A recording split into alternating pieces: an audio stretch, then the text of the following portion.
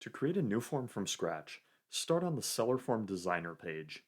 Here, you can view all the forms that you have created, whether they are in progress or published.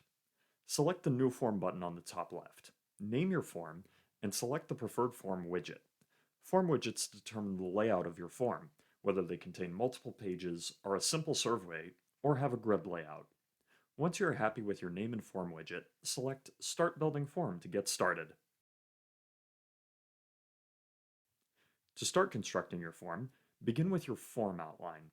Let's create a container to group a few data components.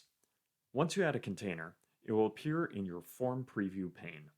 Now, let's add some data components and group these within the container. We'll start with a text component and drag it from your data components into the container in the form preview pane. The form fields will highlight green if you can safely deposit the component, and will highlight red if you cannot drop the component. After adding the text component, we'll go back to our data components and add a date component. Drag this just below the text component and add it into the container. Now that we have these two components as a part of our form, we can customize our form by editing the details of these fields. We'll focus on the text component.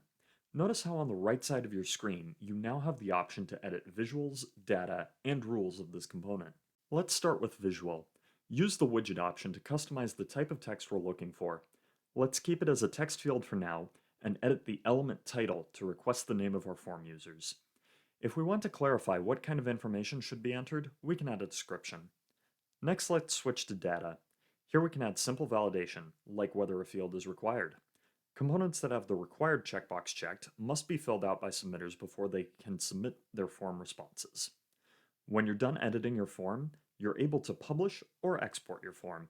View our video on publishing and exporting forms to learn more about this step.